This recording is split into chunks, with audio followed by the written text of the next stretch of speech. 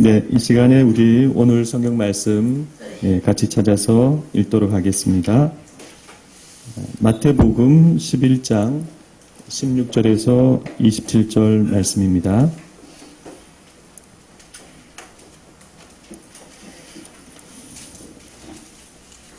마태복음 11장 16절에서 27절 말씀입니다.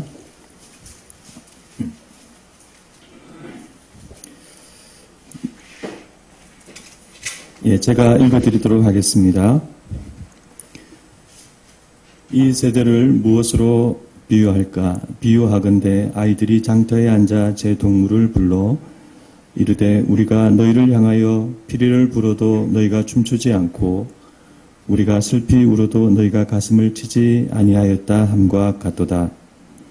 요한이 와서 먹지도 않고 마시지도 아니하며 그들이 말하기를 귀신이 들렸다 하더니 인자는 와서 먹고 마시며 말하기를 보라 먹기를 탐하고 포도주를 즐기는 사람이요 세리와 죄인의 친구로다 하니 지혜는 그 행한 일로 인하여 옳다함을 얻느니라. 예수께서 권능을 가장 많이 행하신 고울들이 회개하지 아니하므로 그때 책망하시되 화 있을진저 고라시나 화 있을진저 벳세다야 너희에게 행한 모든 권능을 두루와 시돈에서 행하였더라면 그들이 벌써 베옷을 입고 제에 앉아 회개하였으리라. 내가 너희에게 이르노니 심판날에 두루와 시돈이 너희보다 견디기 쉬우리라. 가버나움아 내가 하늘에까지 높아지겠느냐 음부에까지 낮아지리라. 내게 행한 모든 권능을 소돔에서 행하였더라면 그 성이 오늘까지 있었으리라. 내가 너희에게 이르노니 심판날에 소돔 땅이 너보다 더 견디기 쉬우리라 하시니라. 그때 예수께서 대답하여 이르시되 천지의 주제이신 아버지여 이것을 지혜롭고 슬기 있는 자들에게는 숨기시고 어린아이들에게는 나타내심을 감사하나이다. 옳소이다. 이렇게 된 것이 아버지의 뜻이니이다. 내 아버지께서 모든 것을 내게 주셨으니 아버지 외에는 아들을 아는 자가 없고 아들과 또 아들의 소원대로 계시를 받는 자 외에는 아버지를 아는 자가 없느니라. 아멘. 오늘 이 말씀을 가지고 피리를 불어도 춤추지 않고 라는 제목으로 말씀을 나누고자 합니다. 오늘 말씀을 16절부터 읽었지만 오늘 본문은 11장 전체입니다. 11장 전체를 본문으로 삼고 말씀을 나누고자 합니다. 11장 전체 말씀을 정리를 하면 대략 다음에 5가지 내용으로 구성이 되어 있습니다. 예수님에 대한 세례요한의 질문, 그리고 세례요한에 대한 예수님의 설명, 그리고 예수님의 장터의 아이들에 대한 비유, 그리고 고라신과 벳세다에 대한 예수님의 책망, 또 그리고 이어지는 예수님의 기도와 말씀. 이런 5가지 내용이 마태복음 11장을 구성하고 있습니다. 조금 어수선하게 그렇게 11장이 구성되어 있습니다. 그리고 이 11장 안에는 우리가 의문을 가질 만한 다음과 같은 여러 질문들이 들어 있습니다. 예수님에 대한 세례요한의 질문은 어떤 의미인가? 그것은 의심인가? 불신인가? 아니면 재확인인가? 예수님은 세례요한에게 왜 직접적으로 자신의 정체를 대답해 주시지 않으셨는가? 여자가 낳은 자 중에 세례요한보다 큰 이가 없다고 하신 말씀은 무슨 뜻인가? 천국에서는 극히 작은 자라도 세례요한보다 크다는 말씀은 또 무슨 뜻인가? 천국은 침노를 당한다는 말씀은 무슨 뜻인가? 그리고 이 말씀은 누가복음에 나오는 하나님의 나라의 복음이 전파되어 사람마다 그리로 침입한다는 말씀과 같은 의미인가? 아니면 다른 의미인가? 그리고 모든 선지자와 율법이 예언한 것은 요한까지라는 말씀은 맞는 말씀인가? 이런 우리가 11장 말씀을 읽어 나갈 때 이런 의문들이 우리 마음속에 떠오를 수가 있습니다. 성경 공부 같은 이 내용에 대해서 비록 설교 시간이지만 간단히 알아보고 지나가는 게 좋지 않나 생각이 됩니다. 이런 내용을 잠깐이라도 우리가 살펴보는 것이 성경에 대한 오해를 막고 또 이것을 잘못 이야기하는 어떤 사람들에게 현혹되지 않을 수 있기 때문입니다. 세례 요한이 예수님을 의심했는가 하는 부분은 정확하게 알 수가 없습니다. 그러나 당시 정황을 보면 그럴 가능성도 있습니다. 세례 요한이 느끼기에 예수님의 사역과 말씀은 너무 온건하다고 생각을 했다면 예수님을 메시아로 의심할 수도 있죠. 그러나 요한복음을 고려하면 그럴 가능성은 대체로 낮다고 여겨집니다. 요한복음에는 세례 요한이 예수님에게 이런 질문을 하였다는 부분이 나오지 않죠. 그리고 세례 요한이 예수님에게 세례를 줄 때 지금 나에게 세례를 받으러 나오시는 분이 누구시냐는 것에 대해서 특별한 계시를 받는 장면이 나옵니다. 그래서 이런 요한복음을 고려하면 세례 요한의 이 예수님에 대한 질문은 불신이나 의심이나 이런 것이 아니라 재확인 정도의 성격이 아닌가라고 우리가 이해할 수가 있습니다. 혹은 세례 요한이 자신의 제자들을 위해서 자기는 괜찮은데 자기의 제자들이 자꾸 예수님을 의심하니까 제자들을 보내어서 이런 질문을 하게 했을 가능성도 있습니다. 한편 우리가 세례 요한의 이런 모습을 우리가 볼 때 우리가 인간으로서 어떤 영적인 사실을 아는 것이 얼마나 어려운 일인지 알 수 있습니다. 우리는 아무리 기도를 많이 하고 특별한 은사를 받았다 하더라도 우리 세계와 다른 영적인 일을 명확히 알기가 어렵습니다. 그건 기도의 양의 문제가 아닙니다. 하나님이 계시하시고 정확하게 알려주셔야만 그런 것들을 알 수가 있습니다. 그러므로 내가 세례 요한보다 나은 인물이 아니라고 생각한다면 하나님의 일과 영적인 일에 대해서 겸손하고 함부로 말하지 않아야 하겠습니다. 이와 관련해서 조금 더 말씀을 드리면 안타깝게도 우리 한국 기독교에는 신앙과 미신이 섞여 있는 모습이 아직 많이 남아 있습니다. 하나님께서 주신 성경 말씀을 잘 읽지도 않고 잘 모른 채 기도만 해서 하나님의 뜻을 알려고 하는 그런 모습이 있는데 그것은 기독교적인 방법이 아닙니다. 그건 무당이죠. 그래서 양복 입은 무당 역할을 그런 노릇을 하는 사역자들이 간혹 있습니다.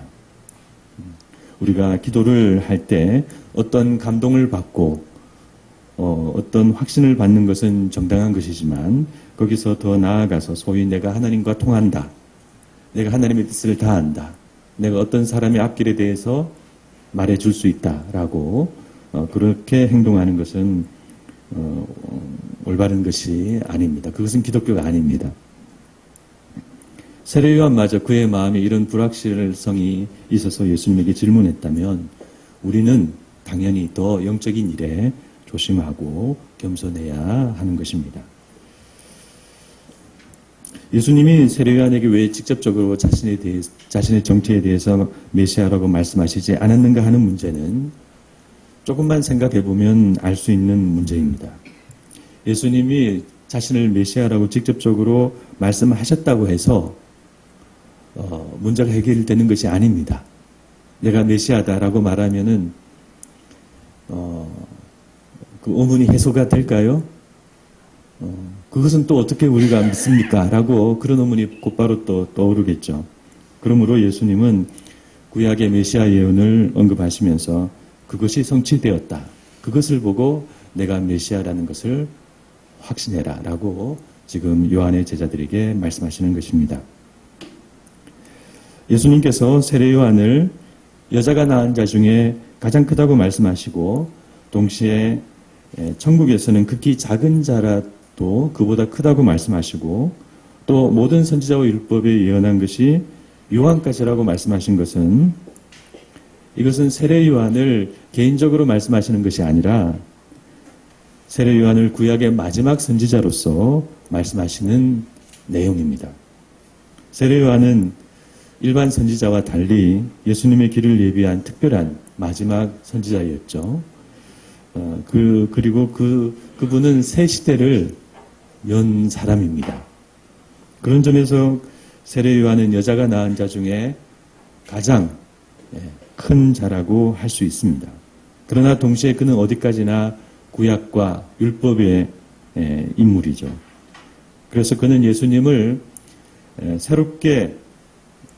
통해 새롭게 시작하는 하나님 나라의 인물과 비교를 한다면 구원의 질과 계시의 폭과 펼쳐지는 새로운 어떤 영적인 삶의 모든 그런 면에서 비교가 되지 않습니다. 우리는 성령을 받아서 자유롭게 하나님과 교통할 수가 있지 않습니까? 그러나 세례 요한에는 그런 것이 이제 이루어지지 않았습니다. 그래서 수레를 타는 사람과 자동차를 타는 사람이 현저히 다른 것처럼 이렇게 세례 요한을 구약 시대의 인물로 이렇게 말씀을 하는 것입니다. 그래서 우리는 세례 요한에 대한 이런 상반된 말씀을 잘 이해해야 하겠습니다. 한편 예전에 어떤 이단에서 이 말씀을 가지고 세례 요한은 구원받지 못했다라는 말을 하기도 했습니다. 천국에서 가장 작은 자보다 못하다는 것은 구원받지 못했다는 말이 아닌가. 그 사람들은 그렇게 이제 이야기를 했죠. 그러나 예수님은 지금 개인 세례 요한을 말씀하시는 것도 아니고 그의 개인 구원 문제를 말씀하시는 것도 아닙니다. 하나님의 구원의 역사 속에 위치하고 있는 세례 요한의 그 위치, 그런 공적인 세례 요한을 지금 말씀하고 계십니다. 따라서 이 말씀을 가지고 그의 구원 문제를 말할 수도 없고 또 그런 귀한 선지자와 순교자를 이 말씀 하나로 구원받지 못했다고 말하는 것은 그 사람들의 이해와 상식이 우리와 많이 다르다는 것을 의미합니다. 그렇지만 그 이단이 이런 이야기를 하는 이유는 기존 신자들에게 혼란을 주고 또 이런 의외의 성경 질문을 던져서 당황하게 하고 그래서 교회 가르침을 불신하게 해서 결국은 자신들의 모임으로 데려가기 위해서입니다. 이른바 이제 미끼 같은 그런 질문이죠. 그 이단은 이런 미끼 같은 질문을 많이 가지고 있습니다. 그래서 기존 우리 교회 성도님들이 생각하지 못했던 내용으로 질문을 해서 자기들 모임으로 그렇게 데려가는 것입니다. 모든 선지자와 율법이 예언한 것은 요한까지라는 말씀도 마찬가지입니다. 구약에는 분명히 예수님에 대한 예언이 있죠.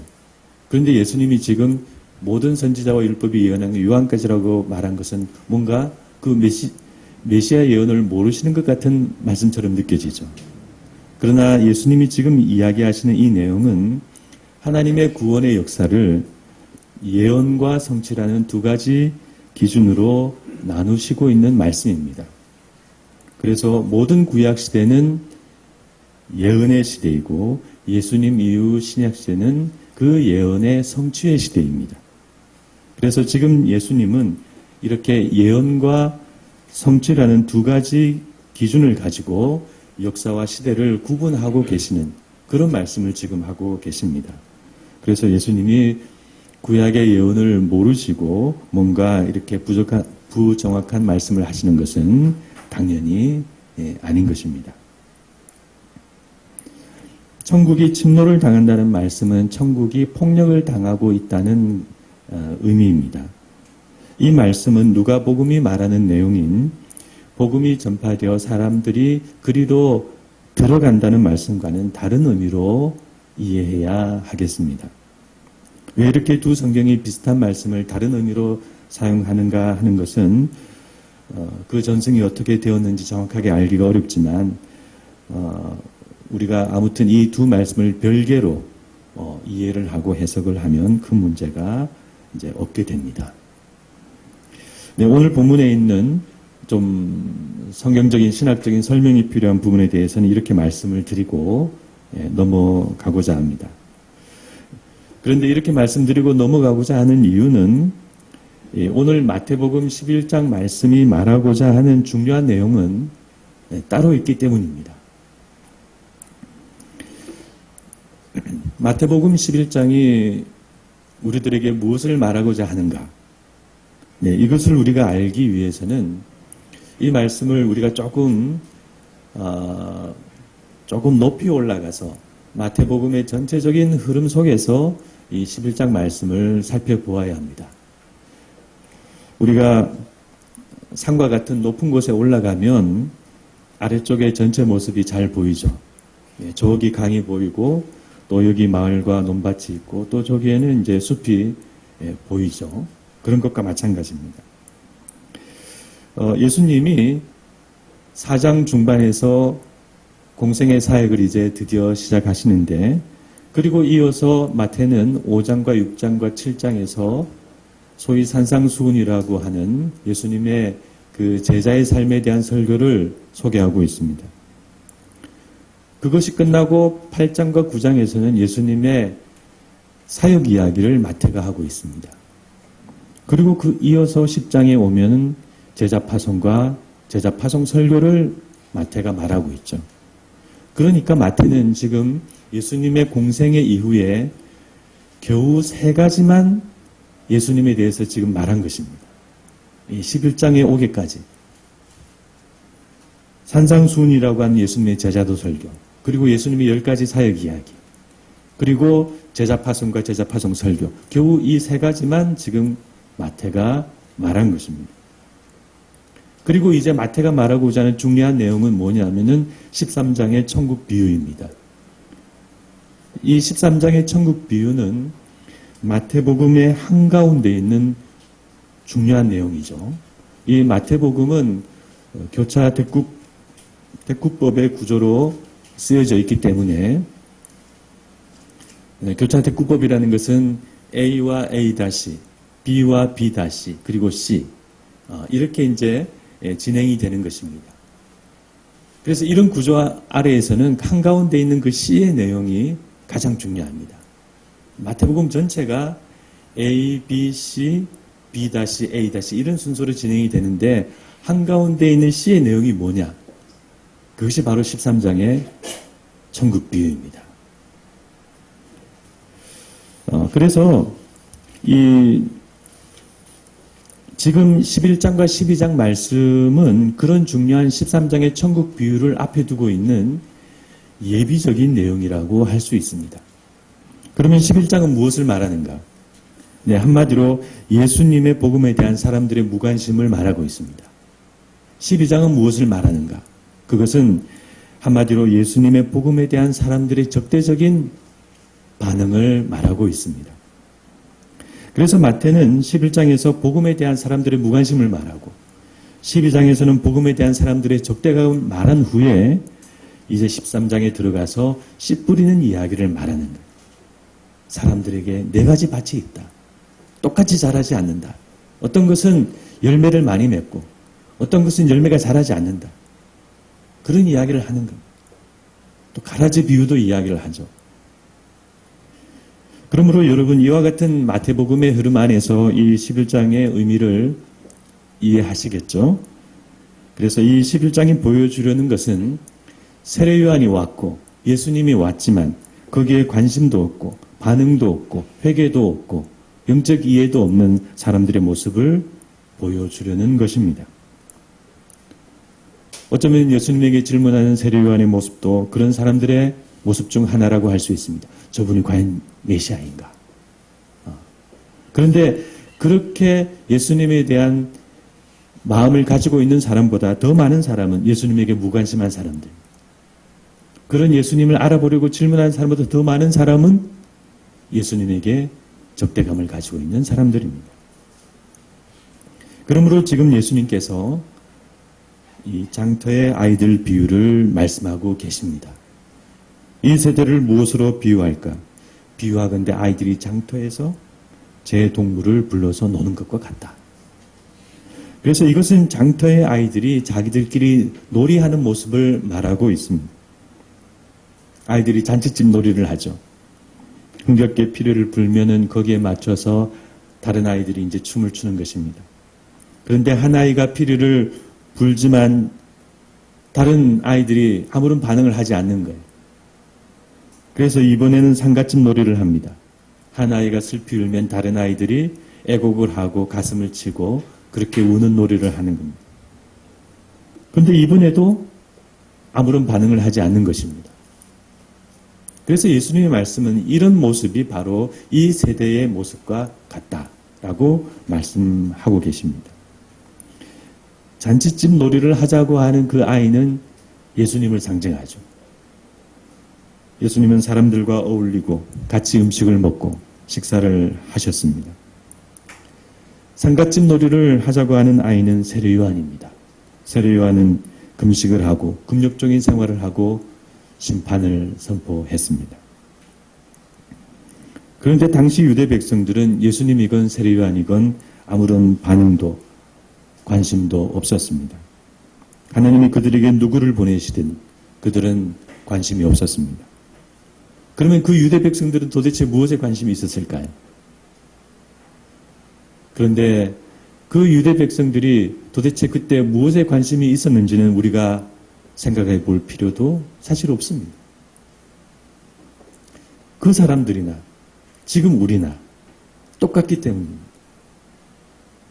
그 사람들이 관심을 가지고 정신이 팔려 있었던 것은 바로 우리가 지금 살면서 관심을 갖고 정신이 팔려 있는 것과 똑같습니다. 지금 대부분의 사람들은 오직 바쁘게 살아가는 데 관심이 많죠. 살아가는데 제일 중요한 것이 돈이니까 돈에 가장 관심이 많고, 정치가 중요하니까 정치에 관심이 많고, 또 사람과의 관계와 인맥이 중요하니까 그런 사람과의 관계와 인맥을 쌓는데 관심을 많이 기울입니다. 건강도 중요하니 건강에도 관심이 많고, 맛있는 음식에도 관심이 많고, 또 패션에도 관심이 많고, 미용에도 관심이 많고, 우리가 그렇게 관심을 거기에 기울이면서 살아가고 있습니다. 그러나 하나님이라든지 사람이라든지 구원이라든지 역사라든지 삶의 의미라든지 이런 진지한 문제에 대해서는 그리 관심이 없습니다. 이런 모습은 그때나 지금이나 똑같습니다. 이렇게 지금 사람들은 대부분 살아가는 것에 지금 몰두하고 있습니다. 삶의 의미를 생각하거나 삶의 이유를 묻기보다는 사는 게 목적이고 잘 사는 게 목적입니다. 우리가 지금 이렇게 살아도 되는 걸까요? 우리가 이런 질문을 해야 합니다. 사람들이 최소한 문학이나 예술이나 역사나 철학이나 이런 진지한 것에 관심이 많은 시대에는 그래도 전도가 잘 되었습니다. 우리가 전도를 하고 하나님을 이야기하면은 그래도 귀를 기울였습니다. 그러나 요즘은 더 그런 시대가 아니죠. 그래서 그보다 위에 있는 종교를 추구하고 신앙을 추구하고 하나님을 찾는다는 것은 지금 대단히 어려운 일입니다. 그래서 이렇게 예수님의 장터의 아이들 비유는 이와 같은 하나님에 대해 무관심하고 있는 세상을 지금 말하고 있습니다. 고라신과 벳세다와 가버나움은 모두 갈릴리 호수 북쪽에 있는 작은 도시들입니다. 예수님의 갈릴리 사역이 가버나움 중심으로 이루어졌기 때문에 그 도시들에서 예수님께서 많은 사역과 기적들을 행하셨습니다. 귀신들이 축출되고 병자들이 치유되었죠. 그러나 그럼에도 불구하고 그 사람들이 별로 예수님을 따르지 않았습니다. 예수님이 권능을 행하시고 기적을 행하시는 목적은 사람들이 그것을 보고 자신을 하나님의 아들로 믿도록 하기 위해서입니다. 그래서 그런 능력을 보여주었죠. 그런데 그런 능력을 보여주어도 믿지 않는다면 더 이상의 방법은 없습니다. 말씀으로 해서 믿기가 어려우니까 그런 능력을 보여주신 것인데 그걸 봐도 믿지 않으면 더 이상의 방법은 없죠. 그래서 지금 예수님께서 그들을 책망하시는 것입니다. 하나님이 책망하시고 예수님이 책망하시고 하나님이 진노하실 때에는 다 이와 같이 이야기가 되지 않을 때, 말을 듣지 않을 때, 말이 통하지 않을 때 그때 하나님께서 화를 내십니다. 모세에게도 하나님께서 그렇게 하셨죠. 설득하고 내가 애굽으로 가야 된다라고 말씀을 하셨지만 모세가 계속 그것을 거절했죠. 마지막에 하나님께서 진노하십니다. 이제 그들을 책망하신 후에 예수님은 매우 의미심장한 기도를 드리십니다. 25절과 26절의 이 기도의 내용이 무엇일까요? 아주 짧은 기도를 지금 드리십니다. 네, 이 기도는 누군가에게는 숨기시고 누군가에게는 알게 하시는, 그렇게 역사하시는 하나님을 찬양하는 그런 기도입니다. 그리고 예수님은 이 기도에 이어서 이런 의미심장한 말씀을 하시죠. 아들과 또 아들의 소원대로 계시를 받는 자 외에는 아버지를 아는 자가 없느니라. 이 예수님의 기도와 말씀은 예수님과 예수님의 복음에 대해 무관심한 사람들에 대한 설명이라고 할 수가 있습니다. 그 사람들이 하나님과 하나님의 일에 무관심하고 예수님과 세례요한의 메시지와 또 이적과 권능에 대해 무관심한 것은 근본적으로 영적인 문제라는 것입니다. 그럼 어떤 영적인 문제인가? 네, 바로 하나님의 계시가 그들에게 없다는 그런 문제이죠. 또 다르게 이야기하면 하나님이 계시를 주셨지만 그 계시를 잃어버렸다. 계시 상실의 문제라고도 할 수 있습니다. 하늘에서 내려와서 사람에게 임하는 하나님의 계시가 없기 때문에, 하나님이 계시를 주셔도 그것을 상실했기 때문에 사람들은 그렇게 살 수밖에 없다는 것입니다. 보이는 것을 따라서. 보이지 않는 하나님을 봐야, 보이지 않는 그 길을 우리가 볼 수 있어야 그 길을 가겠죠. 하나님께로 오겠죠. 그런데 그 길이 보이지 않으니까 지금 못 오는 것입니다. 그러나 여러분과, 이 자리에 계신 여러분과 저는 하나님의 은혜로 이런 하나님의 계시가 임해서 지금 여기 있는 줄 믿습니다. 하나님을 아는 계시가 어떤 사람에게는 임하고 어떤 사람에게는 왜 임하지 않는가? 그 문제는 우리가 다 알지 못하는 신비입니다. 그것은 하나님의 전적인 예정인가? 아니면 우리의 반응과 결단도 들어있는 문제인가? 그것은 한 사람 한 사람에 대한 개인 예정인가? 아니면 우리의 공동체적인 예정인가? 이런 것들도 간단히 말하기 어려운 문제입니다. 그러나 간단히 말한다면 모든 것이 필요합니다. 하나님의 계시와 하나님의 예정과 하나님의 역사가 필요하죠. 역사가 있어야 됩니다. 그러나 동시에 무언지 모르는 우리들이 그분을 찾는 그런 마음과 의지가 있어야 합니다. 이 세상과 나 자신의 삶을 넘어서서 구원을 바라는 영적인 마음이 우리에게 있어야 하는 것입니다. 우리가 만약 그때 갈릴리에 있었다면 예수님께서 하시는 말씀을 듣고 그 말씀을 깨닫는 최소한의 마음이 우리 안에 있어야 합니다. 예수님께서 기적을 행하시고 권능을 행하실 때 그것을 보고 귀신이 쫓겨나가고 병자가 고쳐지는 것을 보면서 그 의미가 무엇인지 깨닫는 마음이 우리 안에 있어야 합니다. 그것은 우리의 책임입니다. 우리가 그것을 거부할 수도 있다면 그것을 깨닫고 그것을 받아들이는 것도 우리 안에 분명히 있습니다. 그러므로 그것은 우리의 책임입니다. 그러므로 우리는 오늘 이 마태복음 11장 말씀이 우리에게 하시는 내용이 무엇인지 깊이 생각해야 하겠습니다. 오늘 이 11장 말씀은 사람들의 무관심을 말하고 또 그 무관심은 그들의 책임이다라고 말하고 있는 것입니다. 여러분, 하나님이 결코 우리를 강제로 구원하시지 못합니다. 하나님의 구원의 주권적인 역사는 우리의 반응과 결단을 배제하지 않습니다. 그러므로 우리에게 주시는 교훈이 무엇일까요? 네, 우리가 주님 앞으로 나아가야 한다는 것입니다. 복음을 듣고 반응해야 한다는 것입니다. 그것을 거부할 수 있다면 거기에 반응할 수도 있는 것입니다.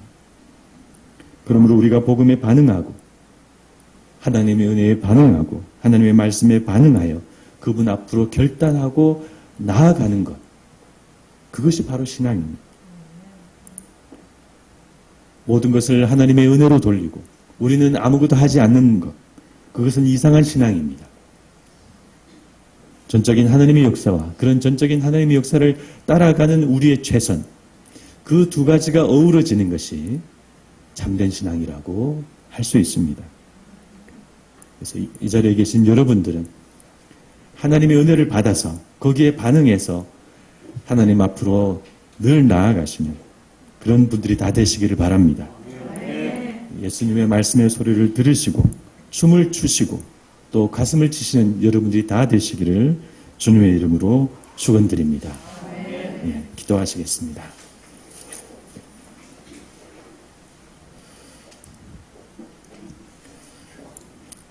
예수님께서 장터의 아이들 비유를 말씀하시는 내용을 저희들이 살펴봤습니다. 벳세다와 고라신과 가버나움을 책망하시는 말씀도 저희들이 살펴봤습니다. 이어지는 예수님의 기도와 예수님의 말씀도 저희들이 보았습니다. 하나님에 대한 무관심한 사람들, 구원에 대해 관심이 없는 사람들, 그저 살아가는데 바쁘고 거기에 몰두하고 있는 사람들, 하나님 저희들의 모습이 아닌가 이 시간 돌아보게 하여 주시옵소서. 우리도 주님을 믿는다 하면서도 우리의 모든 생각과 관심은 다 살아가는 데 있지 않은가. 하나님 저희들 돌아보게 하여 주시옵소서. 하나님 저희들이 그렇게 열심히 살아가고 또 살아가야 하지만 우리들의 마음 중심에는 하나님을 믿고 따르려고 하는 마음이 있게 하여 주시옵시고 최선을 다해서 하나님께로 나아가고자 하는 그런 참된 신앙이 저희들 안에 있게 하여 주시옵소서. 이것을 빼앗기지 않게 하여 주시옵소서. 흐려지지 않게 하여 주시옵소서. 하나님 믿고 나아가는 저희들 모두가 되게 하여 주시옵소서. 예수님의 이름으로 기도드리옵나이다. 아멘. 제가 축도하고 마치도록 하겠습니다. 지금은 우리 주 예수 그리스도의 크신 은혜와 하나님 아버지의 무한하신 사랑과 성령님의 감화 감동 교통하심이 예수님의 말씀의 소리에 춤을 추고 또 애국하기를 원하는 여기 있는 모든 분들 머리 위에 지금부터 영원토록 함께 있을지어다. 아멘.